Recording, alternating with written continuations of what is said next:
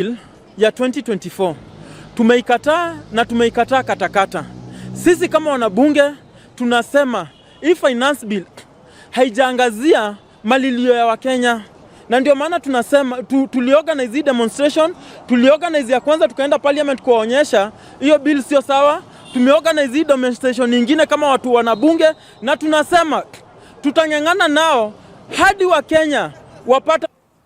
Tensions flared between police and Kenyans who are protesting in Nairobi, seeking to get to parliament and camp outside the buildings to pressure members of parliament to reject the finance bill 2024 as it was presented for the second time after gathering Kenyans' public views. A section of Kenyans stood firm in their constitutional right to protest and resisted arrest, while others were arrested by the police.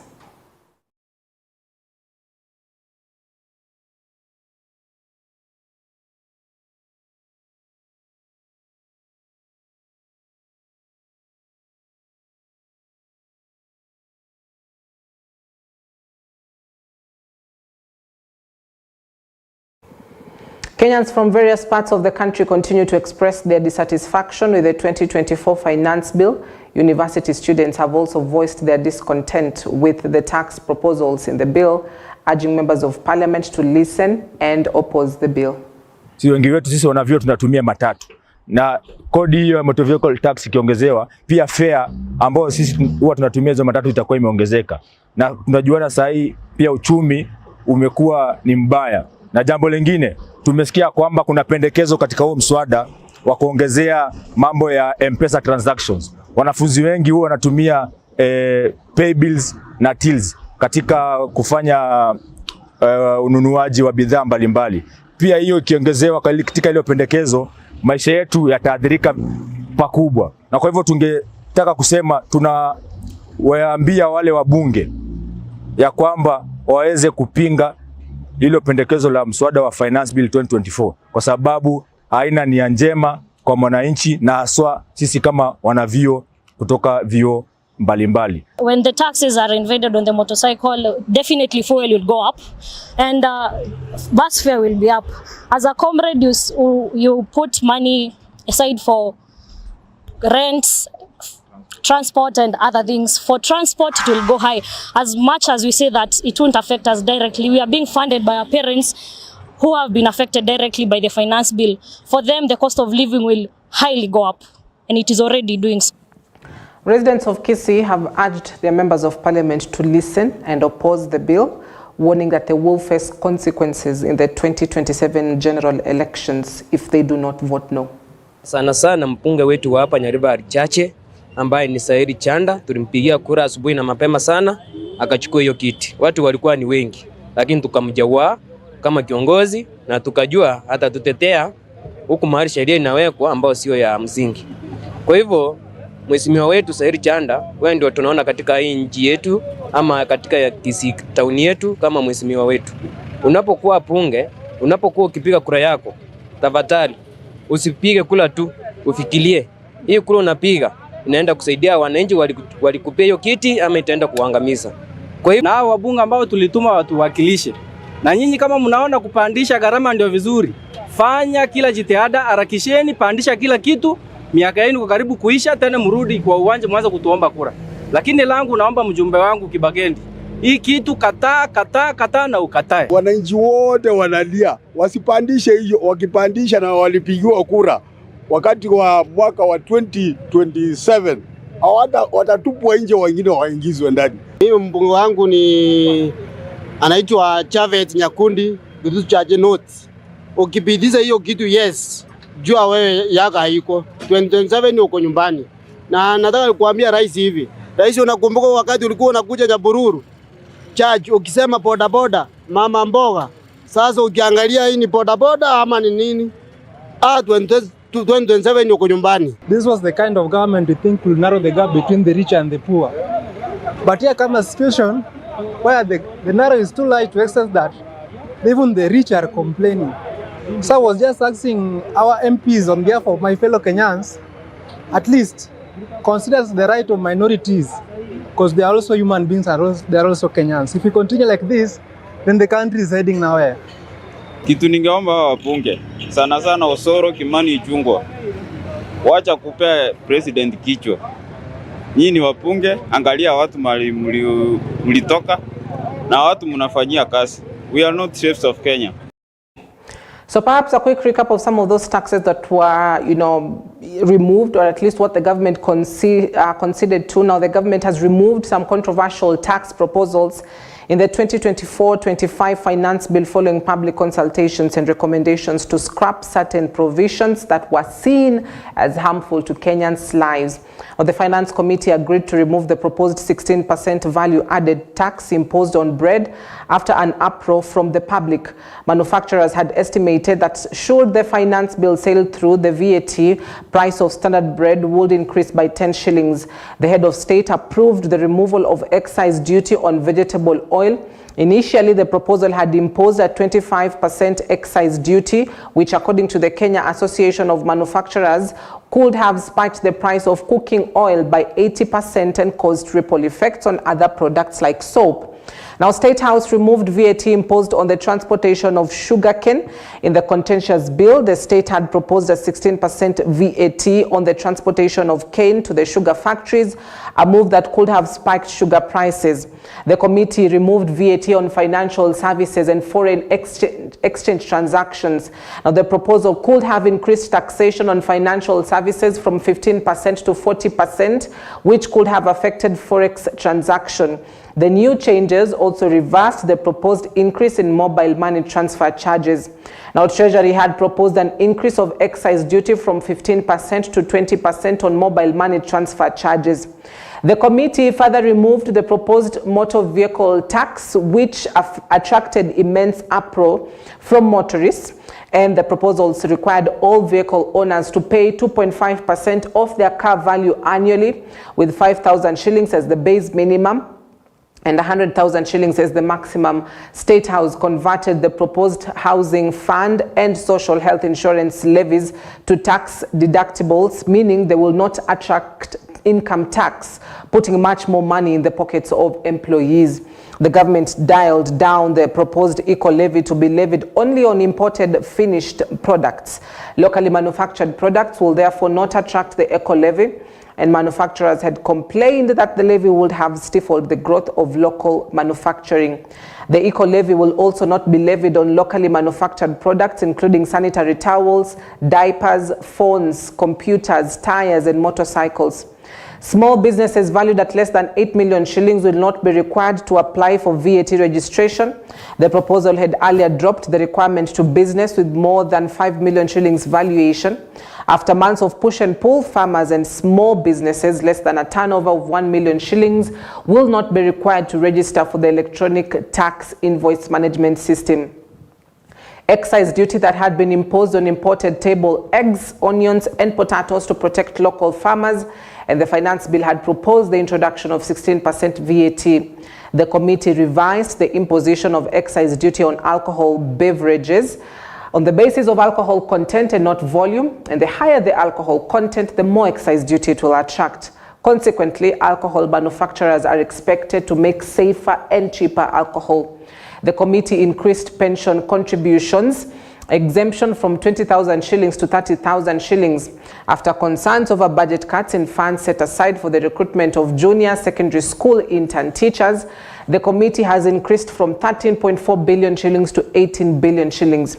And finally, funds have also been provided to hire 20,000 teacher interns next month. The policy is now to transition teachers from internship to permanent and pensionable terms.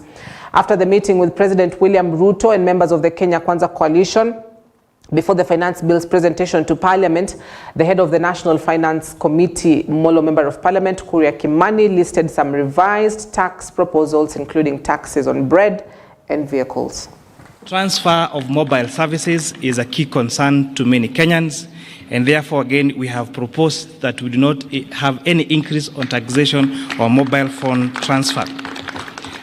We have seen in the recent past the proposals that we've made on statutory deductions on SHIF and housing levy has added a loan on especially on salaried Kenyans, and therefore we have proposed that those statutory deductions now be allowable to pay, so they will not pay an additional pay on those.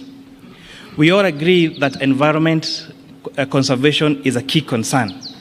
The fact that you've had a drought and a few months of floods and our drainage clogs, we have agreed that we need to make a good decision about how to protect our environment. And that is what the wisdom on the introduction of eco-levy. However, imposing this on locally manufactured goods would again increase the cost of those locally manufactured goods in the country and stand a risk of making them not competitive in the East African market and globally. Therefore, this eco-levy will only be chargeable to imported finished products. And therefore, all locally manufactured items, and especially including diapers and sanitary towels, will not be subject to eco-levy. We must make sure that we become a manufacturing country and not a trading country. And therefore, the imposition of this only on imported finished products makes our locally manufactured products more marketable to the, not just reducing the price, but also making them affordable to even export.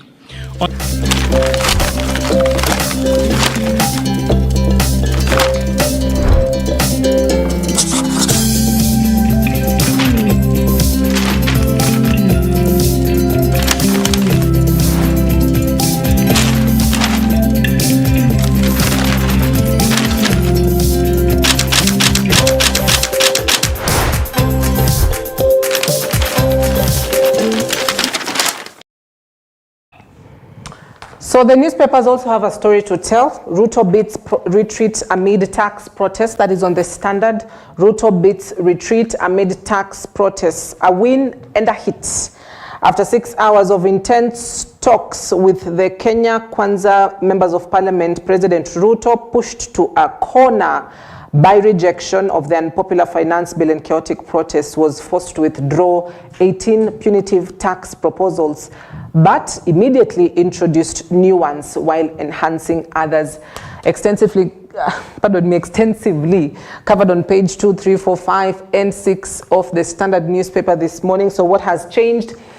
Just from the earlier graphics that you saw on our screen, 16% VAT on bread removed, VAT on transportation of sugarcane removed, VAT on financial services, foreign exchange transactions removed, no increase in mobile money transfer charges, levies on housing, fund and social health insurance to become income tax deductible, eco-levy to be levied on imported finished products only, no levy on locally manufactured sanitary towels, phones, computers, tires, and motorcycles. Also 2.5% of the motor vehicle tax removed, no increase in mobile money transfer charges. I said that a bit earlier. Farmers exempted from electronic invoicing through KRA's eTIMS platform. Businesses with a turnover of below 1 million shillings also exempted. Excise duty on vegetable oil removed. Small businesses under 8 million shillings exempted from registration of VAT. Excise duty imposed on imported eggs, onions, and potatoes to protect local farmers has also been removed. So this follows arrests and tear gas and chaos which marked the finance bill day tabled in the House, the floor of the House on Tuesday. Now, it is expected that they will be debating about this Wednesday and Thursday, and particularly for Thursday, they'll be taking a vote on it. And so protests are likely to also be witnessed across the country on Thursday 20th, which is tomorrow. Now, MPs push for law to jail Kenyans in protests without permits.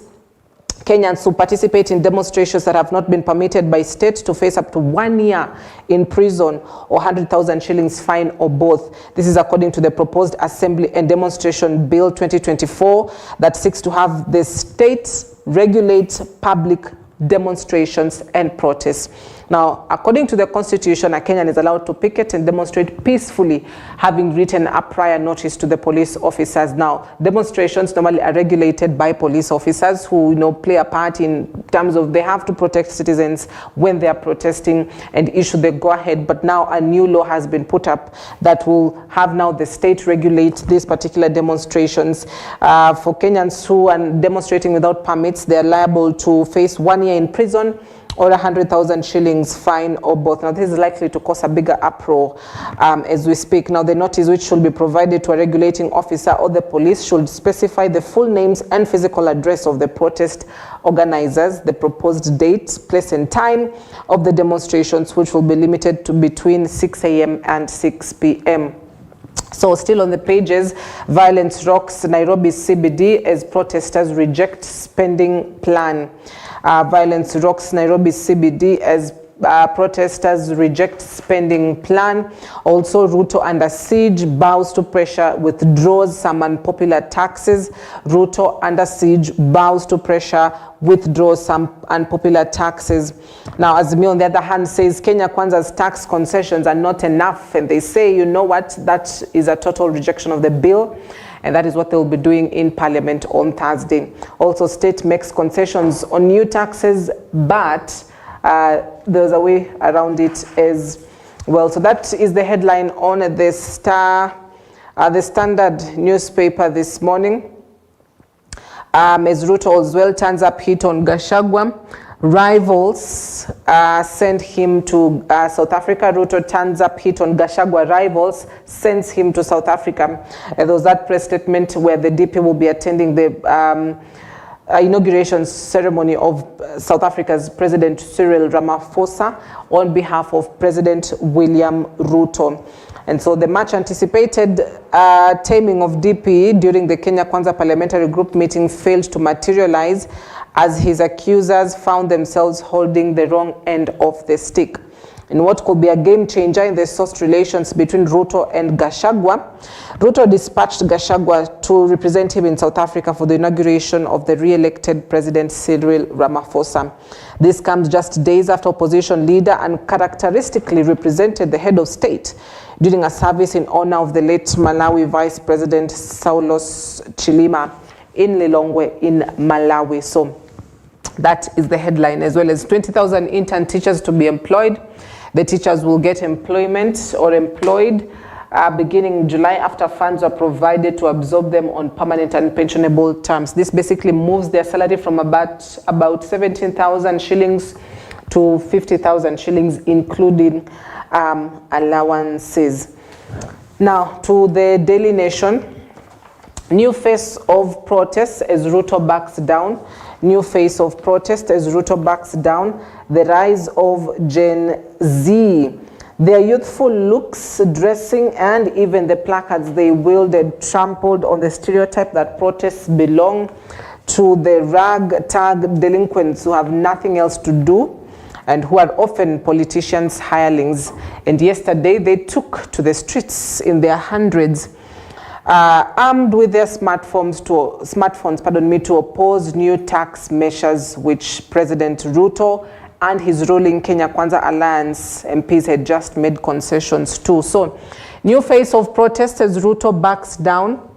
The state targets petroleum to fill tax hole. It is likely that the price of fuel will rise by about 9 shillings as Azimio wants overhaul of the controversial bill. So, you're seeing top of the page are youths, literally, who were at the center of these demonstrations on Tuesday. So what are they, what do they want? They want a total rejection of the bill. One placard reads, finance bill is a criminal enterprise looting to scheme Kenyans.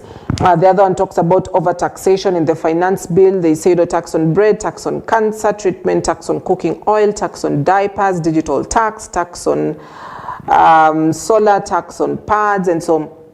Some of this, of course, the government conceded to, but there were but almost over 200 people that were arrested just within Nairobi's CBD on Tuesday. So that is a story that is on page 4, 5, 6, 7, and 8 of the Daily Nation this morning.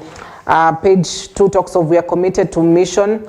No, pardon me, that's not the right one, but yes, page 4 talks of Kenyans have their way as state drops fresh taxes on bread and cars.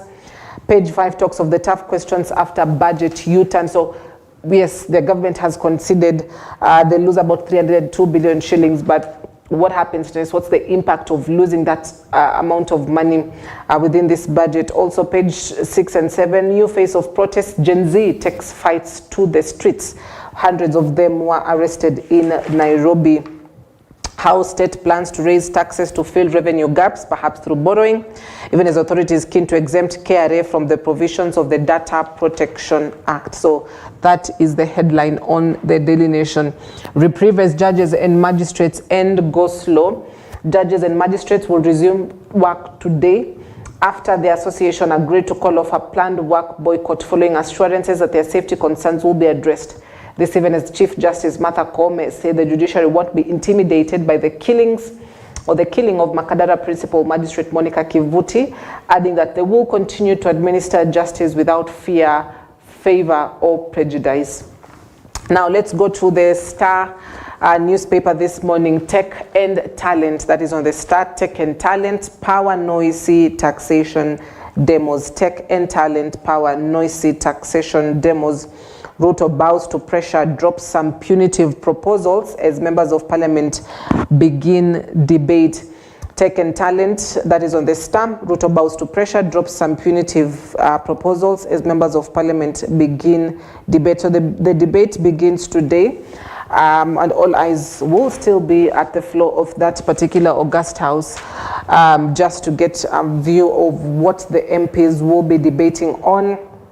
Will they agree to these amendments? Will they agree to these proposals, or will they not? Intrigues behind Ruto's climb down on taxes.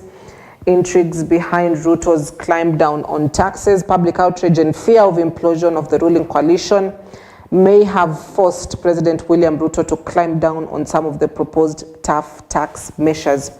And so that is the headline on the Star newspaper this morning. If you look at the pictures, one woman is on the ground actually, another just perhaps trying to run away from cops who already have her on their hands. On the other hand, you're looking at a tear gas around the Holy Family Basilica Church, as well as youths just on the streets.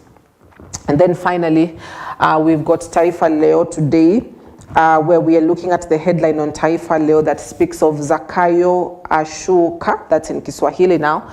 Zakayo Ashuka, and some of the proposals which I've already mentioned have been removed. 16% VAT, that's what they say, asilimia 16 ya VAT kwa mkate kuondolewa. You also have VAT on sugarcane transportation has been removed. Talk about, forex exchange services or less transactions, the VAT removed. Money as well on mobile transfer charges removed. The car tax as well has been removed. The tax on edible, excess duty on edible oils removed. Eco-levy tax removed as well. And so that is the headline on the Daily Nation, on Taifa Leo this morning, which still speaks about the demonstrations that were witnessed in the country on Tuesday. Like I've said, there's likely to be another on Thursday, which will concern the voting, which is expected to be done on Thursday. Well, those are the headlines on the newspapers this morning. The Star, Tech and Talent, power noisy taxation demos. Daily Nation, new face of protests, as the Standard talks about Ruto beats retreat amid tax protests.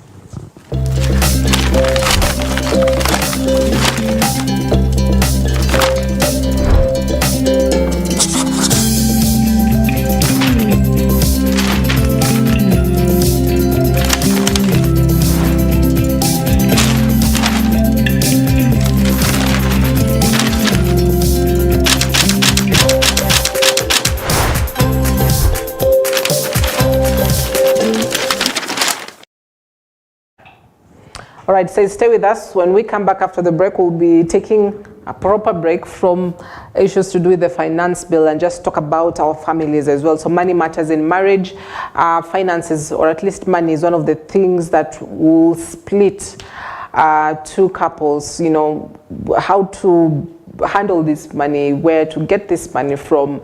How do we table up money on the table, on the family? Because you need money to survive, obviously. So how do you have that conversation in a way that you're not going to cause friction between yourself and your spouse?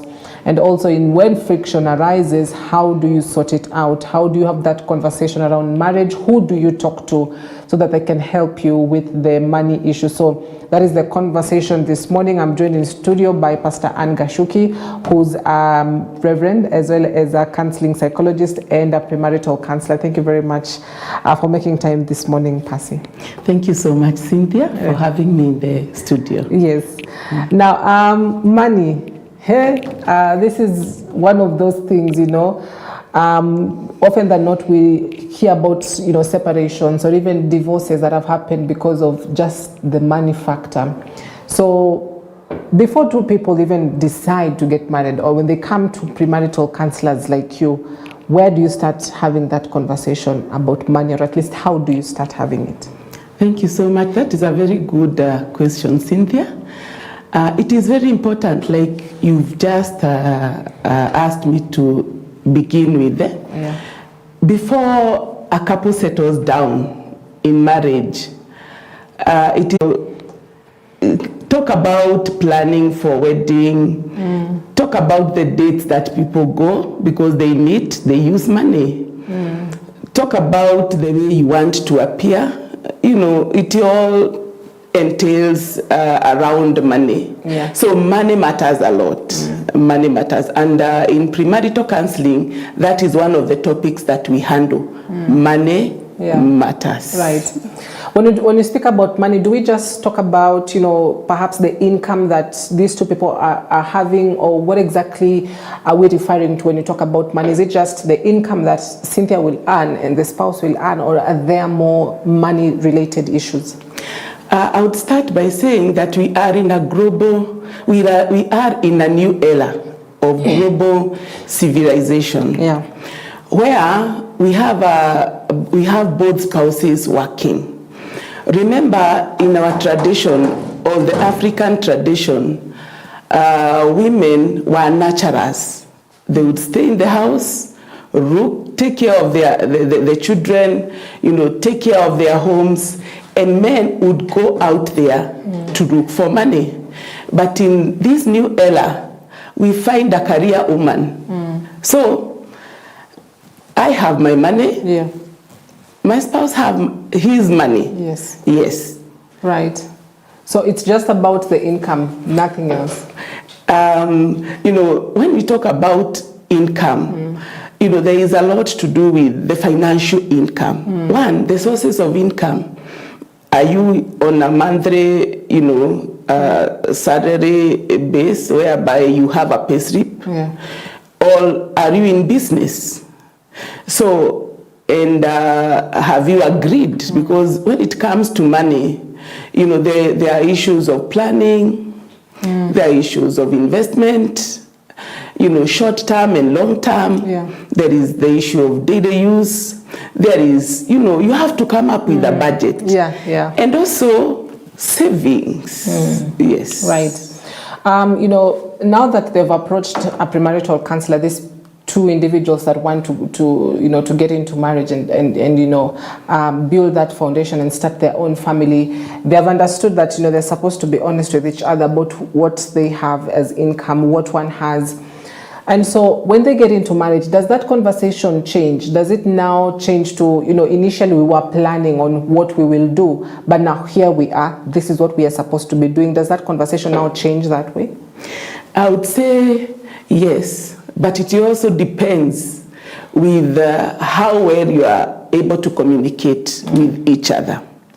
Remember, there is the issue of transparency, and there is this big question.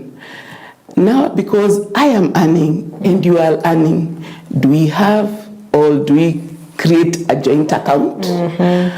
Do we bring all the money here?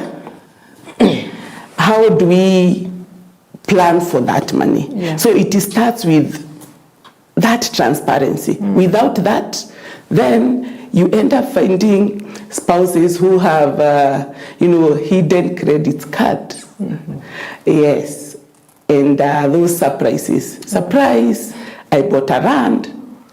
And you thought. Yeah. Is it, you know, does it put some sort of friction between two individuals when one decides to surprise the other, maybe with land or a business or a car, without having consulted the other partner? Yeah, it can bring frustrations, especially for a spouse who maybe had a vision for the family. Because when we talk about like land, it is an investment where both parties should be consulted. They should sit down and agree the location, the size. Yeah. And you can imagine if it was on loan, and then you are here servicing loan, and maybe your spouse had a different plan, and they are not aware. So that can be a source of friction. Right. Yes. And so in that regard, what are some of the top money-related issues that may kill a marriage if not properly addressed? Yeah, thank you so much. Allow me to take you to some issues. Yes. Actually, there are very many issues, very many issues. Yeah. Yeah, first we have a career woman. This career woman is educated. Yeah. So sometimes within our cultural setting, a man may feel threatened because of this career woman, because they have their own ego whereby they want to provide. But here comes a career woman who is educated and financially empowered. So to a man, that can be an issue. Yes. So, just with that a bit, how should now career women sort of make that balance? Yes, you're pursuing your career and you're flourishing in your business, but at the same time, you also need to, involve your partner. How should they do that? That will take us back to communication. People should sit together and be transparent. This is what I earn. This is what you earn. And remember, let me take you to a biblical verse whereby the Bible says that two shall become one. And in the book of Amos, the Bible says that two cannot walk together unless they agree. So for a couple to move on, to progress financially, they have to sit down and agree. That is how they become one, even in their planning and in their budgeting, because they share the same or common vision. Yes. Proceed. Yeah, so the other issue is, the issue of power. Right now we have a term that has been, has been abused, the narcissistic tendency. This is basically the issue of power. So when one spouse is financially empowered, do they feel that they have power or control over their spouse, be it a male or a female? Do they feel that they now have power to control? That can be an issue. When somebody feels, because I'm financially able, so then I can control. Yeah. Has that got to do with somebody's character as well? Because it tends, there's this popular saying that, hey, wacha tu apate pesa ndo, will know who they are. Does it have something to do with character as well, if there's that fight for power? Yeah, I would say psychologically there could be an issue of personality. We have these personalities who are strong, and we can even narrow it down to a temperament. A temperament, sanguines are people who are impulsive buyers by nature. They are very good. Yeah. They can give freely. They can buy anything without really thinking about it. Yeah. So personality is involved. Yeah. All right. So it is very important to know that.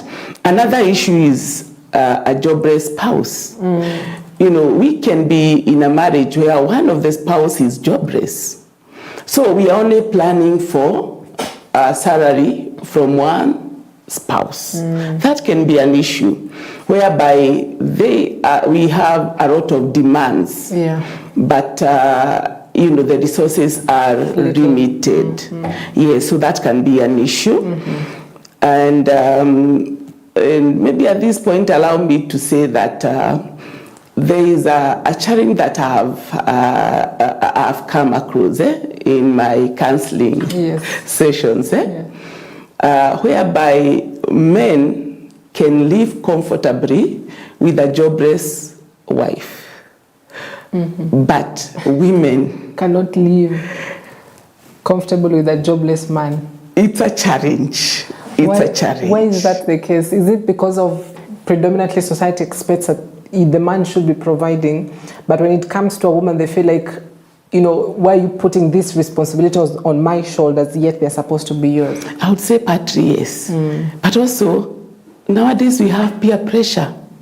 This is what my man does to me. This is what, you know, the issue of around me to get to another issue of comparison and competition.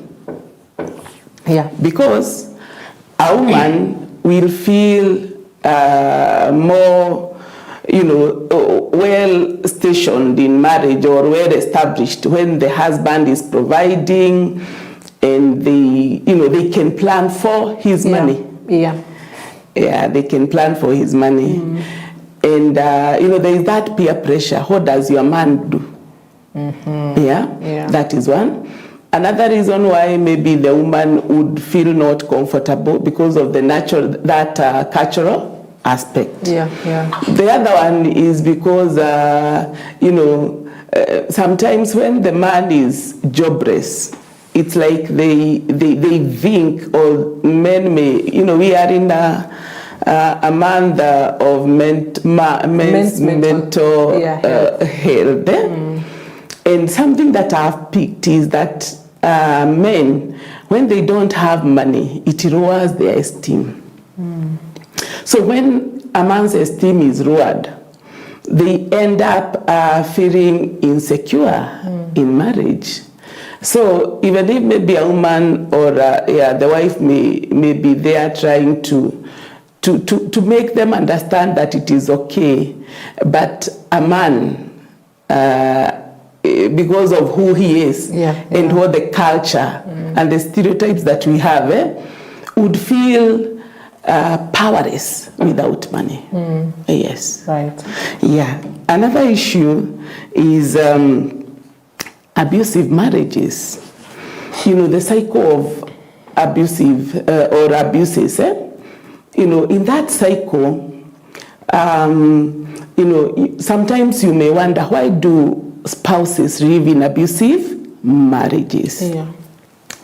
Some of them, when it comes to, being a breadwinner, and one of the spouses, even if they are abusive, be it emotionally, be it physically, be it sexually, their spouse would not dare leave, because if they are jobless, then they are wondering, where do I start? So that's why you find like some spouses stay in abusive marriage because of the financial aspect. Right. Is there financial abuse? Can there be financial abuse in marriage? Is that even a term? Yeah, there is. Yeah, actually, we say that abuse can be physical, sexual, verbal, financial, or psychological. Yeah, somebody can just abuse you financially. Yeah. Perhaps not allowing you to, use your money, or, how does it look like, that financial abuse? We have seen couples who even don't give their spouses access to their accounts. Yet they are their together. Own accounts. Yes, their own accounts. Other instances is where maybe the man, the husband feels, I am in control. Yeah. So bring your payslip, bring all your money, and I am in charge. So it is him who will be, anakupatia kaportion, anakwambia enda salon, utengeneze nywele ya 200, don't use more than 200, anampatia. Yes. Oh, that's an abuse, because this woman has been working the whole month. Yes, and they are entitled to their salary. Yeah. Another issue is high-minded mentality. We can have spouses, either both or one, Yeah. You know, when that is a financial issue, because, you know, when one spouse is high-minded, you can end up using money, and not only using, but even getting into loans, getting into trouble. Yeah. Financial indiscipline. Yes, financial indiscipline. Yeah. So somebody wants to go out for vacations, to shop in the biggest malls. Yeah. And you know, they don't have, it is beyond their income. Yeah, so that actually is a high mind. And something else is, like I said, comparisons and competition. When people, it's an issue, because when spouses start comparing themselves with other spouses, they don't know their source of income. Others compete to the extent of, like I said, getting into loans, into debts, simply because they want to keep up with the Johnnies. You know, you want to be like your peers, and there is that peer pressure of fashion, the newest car, the newest dress. So that competition and comparison is can bring a financial issue in marriage. Yes. All right, so I know you've said there are like so many issues, and we're not able to, you know, go through all of them. But there are some of these perhaps are, you know, unavoidable. Perhaps, for instance, a jobless spouse, you know, it happens sometimes that one person within this particular union will lose their job, or are likely to lose their job, and will stay jobless for a couple of times. And so with those sort of unpredictable situations, what will solve these unpredictable situations?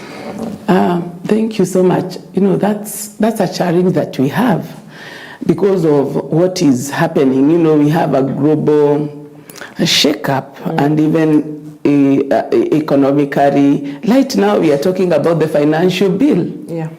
Yeah. So there are people who will end up being jobless. So it all starts with, or it all begins with, how well were you able to prepare? Were there unrealistic expectations? Were you able to communicate about your finances? Were you open? Because I've seen a case where a man was retrenched, but he took a lot of time without disclosing to his wife. So he would leave in the morning, come back in the evening. But he wasn't going to work. But he wasn't going back to work. So come end month, he was supposed to produce money, the pay slip. He got depressed. Yeah. But there was fear, because maybe this woman has that mindset of, I have a man who is working, very supportive, and maybe they don't have a room for supporting their spouses. So when retrenchment happens, you know, the husband, you know, becomes depressed because they don't know how to, because they fear ataniacha. Yes.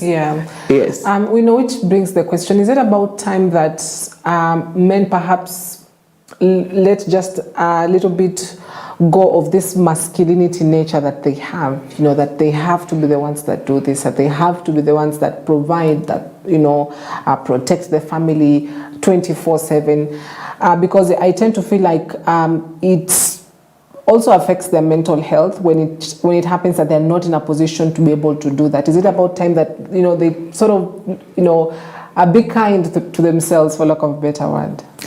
Yeah, I like what you said. You talked about masculinity. Yeah, and you're wondering, can man tone down? Yeah. But let me tell you, it's not easy because of the orientation, the traditional orientation. Men should be strong. Men should be providers. Yeah. So I think this is the high time for men to to understand. Actually, in this mental health wellness month for men, you know, there should be an understanding that, you know, issues rise, and there should be, you know, an awareness of what is happening, because this is not a one-man thing. And when somebody is well equipped, they are well prepared. Yeah. So that awareness will help them to cope. But if there is that, if they don't get that awareness, you know, like, hey, even if I'm a man, at one point in life, something can happen. You know, even a sickness, a chronic illness, you know, this is not out of just kukata kazi, but something can happen. So I think there needs a mental preparedness in men, so that at least they can take care of their self through having that room of toning down kidogo, so that you know, wasikue hit sana na depression, because I think wamelemewa. Yes. All right. Now that we've been able to establish what are some of the issues that may, you know, ruin the marriage, money related, let's talk about now how to manage the money itself. Some of these issues are unavoidable. They tend to rise up often than not, but there's always a way we can manage. And perhaps that is where this issue of joint accounts, separate accounts may come in. So on managing money in marriage, what is the starting point? I would say, you know, do we have both spouses responsible? Because people would want to, you know, to like settle down and talk about money. But how can you talk about money with an irresponsible spouse who is always drinking or is a drunkard? Can you plan anything with somebody who is not sober? Can you plan anything with somebody who takes their money to their parents? Yeah. So it starts with how well are you able to agree? Two cannot work together unless they agree. So if you are able to agree, then you can now even come up with a plan, come up with a budget, come up with a joint account. Yes. Yeah. So that means sitting with your partner and discussing and being open about what you earn, you know, for a living, and if there are any other source of income, and saying, you know, we need to educate the children. This amount of money is what will go as school fees. This amount goes as food within the households. If there are any other development projects, is that what it involves, budgeting and the likes? I would say, yeah, that is part of planning. You sit down, you know, like this is what I earn, this is what you earn. Then we come up with a budget, because it's possible to plan within your limits. Yeah. Even if you are earning or my earning is small, we pull together what we have, and then we can plan. We have short-term plan. We also can have long-term plan. Yeah. Issue of priorities. Yes, right. They really count when it comes to financial budgeting. Yeah.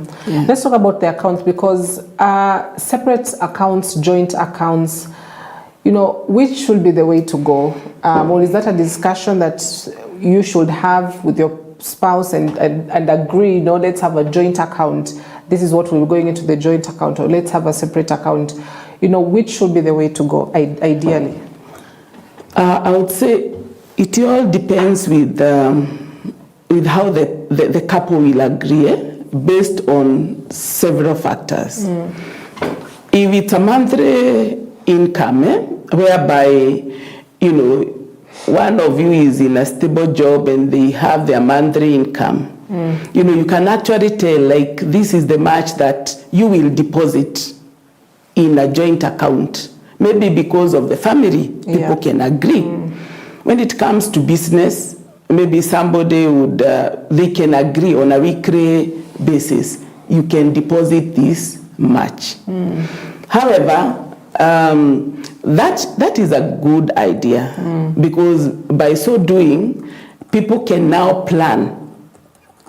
They can plan as a family, whereby now they can decide we will be depositing a certain fraction because of the family, maybe investment or planning or budget. And by so doing, maybe it will also help because, and also like, let me say, even if it's different accounts, people can also agree. You receive your money, I receive my money, this is what I do. Or this is what we do. You just have to agree. You don't have to have it's not compulsory. You can even work with or without a joint account. Right. Yeah. Now I'd love to pose this question about perhaps this kind of union or relationship between two people. And you know, there are those that would prefer their wives to be at home and just be stay-at-home moms, and they do not have any other source of income. And that means they're largely depending on the husband. Is that where empowerment and investing in your spouse comes in? To an extent, perhaps you're willing to open a business for her, or just, you know, support her in her skills so that she can be able to be dependent on her own. Yes, there'll still be interdependency as a household, but she's able to be financially independent on her own. There are those, you know, situations where you find that the woman largely depends on the man, you know, for salt, for whatever at home. Everything is, you know, bought by the man, or, you know, purchased by the man. So in those sort of situations, how key is it to invest in your spouse? I would say agreeing is very important when two people can sit down and agree, because it all depends. If the man earns enough to support the family, fine. The wife can stay at home, because also taking care of kids, you know, there are some costs that you will cut. Because you will be there for them.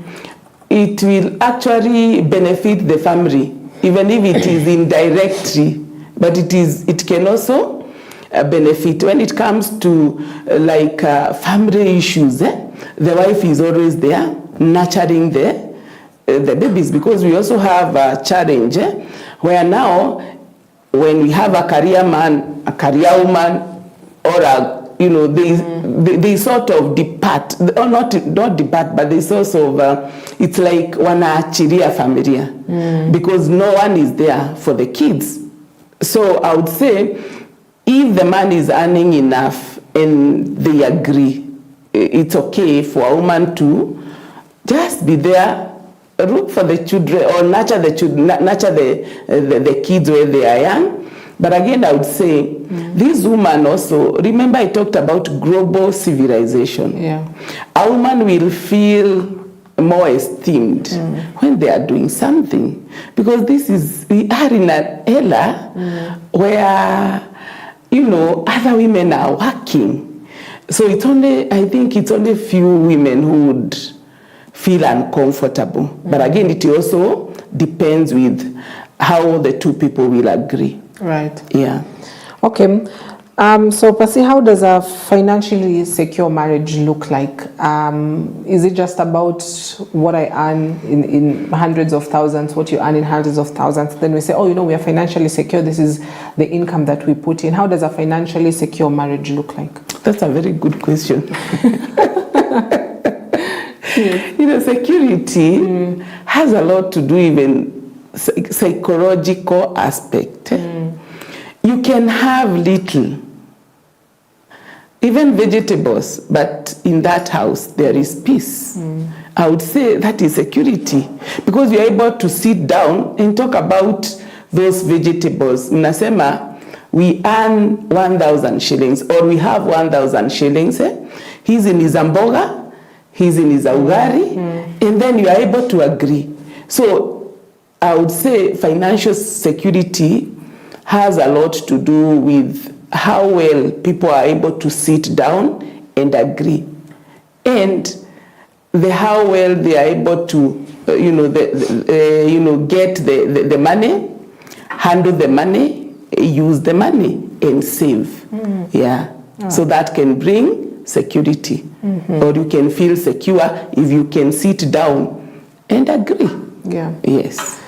And when these two people wed, or at least those that have wedded in church, they take this oath for richer, for poorer.